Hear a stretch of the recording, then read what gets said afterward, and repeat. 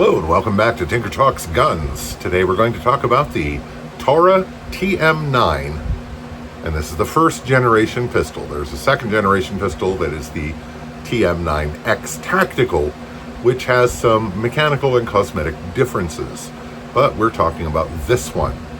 This was donated to the channel, and when I thanked the individual, they laughed and said, "Don't think I'm doing you any favors." That doesn't bode well. Odds are, if you've heard of the Tara TM-9, you've heard bad things. Because they didn't work well. They were not well regarded, and they were frequently called badly made. And there's a whole story about that, which Ian on Forgotten Weapons covers in detail. But the gist of it is that they were never supposed to get to the American market because they were so bad, the manufacturer felt if they did, they would tarnish the brand forever. Maybe they did. Because somehow they did get to the United States, a run of 3,000 guns, and they were, by and large, awful. With a number of issues. And they were so bad that the manufacturer posted on their website the bizarre and patently ridiculous lie that these guns were made to fire rubber bullets, they were prototypes, and you should not shoot them with conventional ammo under any circumstances, which was complete and utter crap. They were clearly not made to fire rubber bullets, and when they work, they do work with standard 9mm ammo. This example is a little unusual because it's clearly a Gen 1 gun and it's a low serial number, but it has a Gen 2 magazine and it has the textured Gen 2 backstrap. I do not know the history of this gun, but from the insides, it has not been significantly interfered with other than the different backstrap and the second generation magazine, which, by the way, is interchangeable with the CZP-10 magazine, which is convenient because Taras are not thick on the ground exactly. So, on the surface, this is a well-designed modern pistol. Polymer frame, steel slide, Browning-style tilting barrel, very similar to a Glock barrel. It has what appears to be, if not an actual Glock 17 recoil system, then a close knockoff of it. It might actually be interchangeable, but, why reinvent the wheel? It has a rail, Picatinny rail, underneath. It has adequate 3-dot sights. It has a very high bore axis, which is really nice. The ergonomics are quite good. I could do with more texture on the grip panels. And the trigger operation is striker-fired double single action. You'll notice the lack of a trigger dingus because it doesn't need one, because your first trigger pull is double actioned. After that, you can either allow it a full reset to double action again, or you can ride the reset and have what is effectively a Glock-like single action-like trigger. And it's all right. Aside from texturing consistent with the early 2010s, there's not a lot to look at on the outside and go, ew. The ambidextrous magazine release actually works, and it ejects the magazine with authority. Shoots it right out. So, this is, by all accounts, a bad gun. And I'm just not seeing it. Let's go to the tabletop and have a closer look. So the TM-9 is a full-size service pistol. It has a 4.5-inch barrel. It is 7 3/4 inches long and 5.5 inches high. And it has a 17-round magazine of very conventional style, which, as I said, is interchangeable with the magazines from a CZP-10. Sights are 3-dot, and they work fine, and they shoot to point of aim. The ambidextrous magazine release, as shown, functions. The trigger pull, according to the handy dandy Lyman trigger gauge, is about 9 pounds through full double action, or about 4.5 pounds from the semi-single action notch. And it is a squishy trigger. It's the kind you roll through. And if you're familiar with shooting double action revolvers, this double action trigger will hold no surprises for you. Now, takedown is not Glock-like. This is not a Glock clone. It does have commonalities with the Glock platform and may actually have a Glock 17 recoil system, but it is not a Glock clone. So to take it down, you lock the slide back, you push this lever down, which is not always easy. It's like there's a trick to it, and if you don't get it right, which of course, because I'm doing a video, I'm not getting it right. Okay, it just decided to be fiddly because I was doing a video, but you can see, you rotate this and push it down, release the slide, and it slides right off the front. This does not normally pop out, but then I'm doing a video.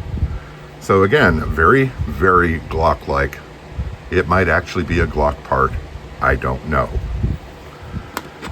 Barrel removes in the completely traditional, typical fashion. Looks a lot like a Glock barrel because, of course, it does, because that's the kind of operation it is. And you can see the inside. You've got a metal chassis here. Everything looks okay. And the ejector, usual stuff. And of course, you pull this back and it drops down at the end. So it fully recocks the striker on the first trigger pull and then drops down to release it. And it seems to work just fine. And really, there's nothing here that looks badly made compared to other modern pistols of similar types. And of course, you have the rails at the back. This is not a removable FCU, but that wasn't really a thing in the early 2010s. And of course, there is a metal plate with the serial number. And the bottom end, it all looks just fine. It doesn't look badly made at all. Inside the slide, we look and the machining looks good. It looks like a modern semi-automatic pistol, and it's actually kind of clean. It's very Glock-like in ways.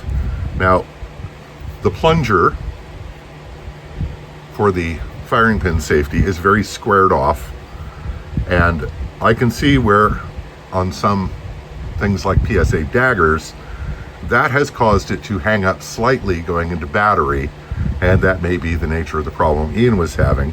On a Glock, I would remove this part and radius the edges because that's just how I roll. But you can see there's nothing lacking in the machining. There's nothing I can point to and say this is badly made. Now you can see the striker, come on, focus, is all the way down, and when the trigger's pulled, it's pulled all the way back and released. And then if you ride the reset, it goes to halfway and kind of stays there until you pull the trigger the rest of the way. So it's a lot less like a double action, single action than it is double action Glock. But it's fine. Reassembly is exactly what you'd expect it to be. You drop the barrel back in so that it fits. You put in the recoil system exactly like you do on almost any other normal modern pistol. And then you run this over, and that's supposed to pop back. And that may be the first quality issue we've seen because it had problem going back. That's, of course, again, the first time that's happened. Now, the texturing from the Gen 1 texturing is not wonderful, but it's serviceable. It's okay. The lack of texturing on the sides wasn't that far behind the curve in the 2010s. And as you can see, there is a much different and much better texture on the Gen 2, what is apparently the Gen 2 grip insert. I don't have any other grip inserts. I don't know how this removes. I suspect you pull down on this bar and pop it out. but I don't have any other inserts and I don't care, so I'm not going to mess with that. There is also the same type of ridging as here on the front of the trigger guard, and overall it's a pretty good looking pistol. So, oh, and by the way, I'm not going to do it, but you take it apart exactly like you do a Glock slide. You take the slide off, remove the barrel and recoil system, pry this down, and parts that look very much like Glock parts come out of it. So nothing there. Now I will say there are no forward serrations, but the rear serrations are very nice. They're very grippy, but not abrasive. I like this thin ridge, wide groove thing in general because it's very good. Now, the Gen 2 guns did not have the finger guards, the finger grooves rather. They did have this texture on the front strap, and they had forward serrations, and I am told there were some mechanical changes to the inside, but I have no idea what those were. Now, the only problem that I have heard, which my friend Leah did encounter at the range, was this edge is a little abrupt in some people's hands and rubs them wrong. Now, me, it doesn't. My friend CJ, it doesn't. Leah, it did. Couple other reviewers, it did. So that's going to be very much an individual issue. And I can't tell, but it looks like the trigger spring or the trigger pin is walking out. And it taps right back in. So if you have one and dare to shoot it, keep an eye on that. So let's take it to the range and shoot it.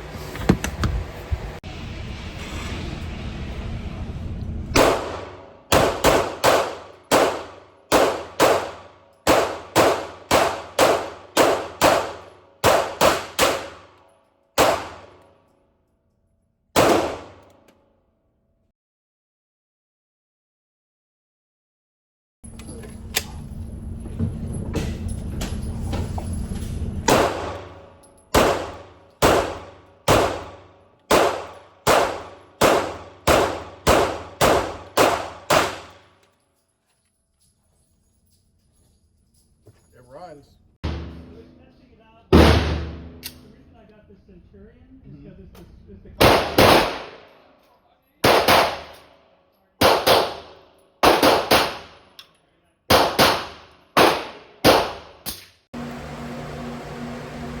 I got nothing. It looks good. The internal machining is nice. It has good features. It has the low bore axis that we all like so much. It's very nice to shoot. The double action, single action trigger works well.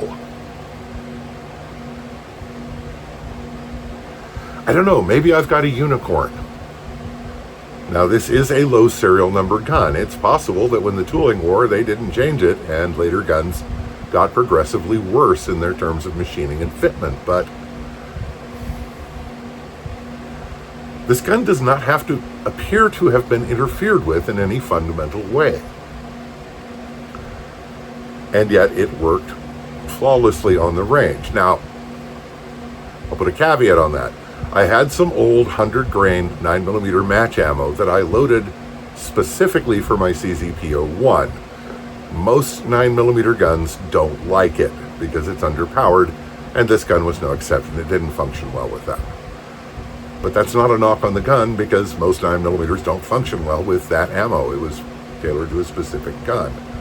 In terms of shooting commercial ammo out of it, including gold dot hollow points and S&B 115 grain full metal jacket, the gun functioned well. It shot well.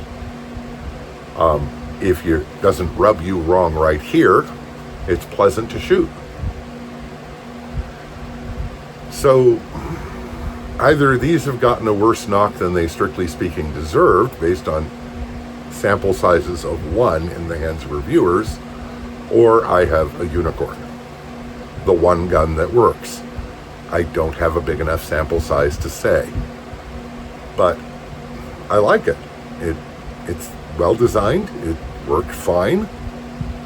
You know, it is a pretty plain Jane category. It's a surface pistol. But this one, I cannot speak for all of them, but this one is good. And no one is more surprised than me. I think the fellow who donated it is also going to be very surprised. So, they are sometimes available dirt cheap. And based on this example, I'd say, try your luck. Why not? You know, at least you won't be out very much money if you've got one of the ones that's a dog. It might just be that this one broke in.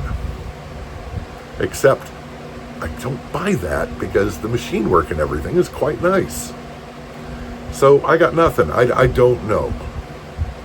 I like this one. I'm glad to have it, and I will shoot it. Will I trust it? I don't know. I'd have to check the status of the TM-9X, whether it's still being imported, whether parts are available, whether they're interchangeable with this. Because right now I think it's an orphan, which means if anything breaks, you're out of luck. But we'll see. So, kind of a surprising result. I was certainly surprised and gratified by it. And there you go. I'd like to shout out to my supporters on Patreon. It's very much a shoestring operation, and your contributions help more than you know. I'd also like to thank channel benefactors, those individuals and businesses who have contributed to the channel in innumerable ways and really helped make this work. As always, shout out to Rain City Shooting Center for providing material support to the channel. So, I hope this finds you well. Stay safe, take care, and I'll talk to you again real soon.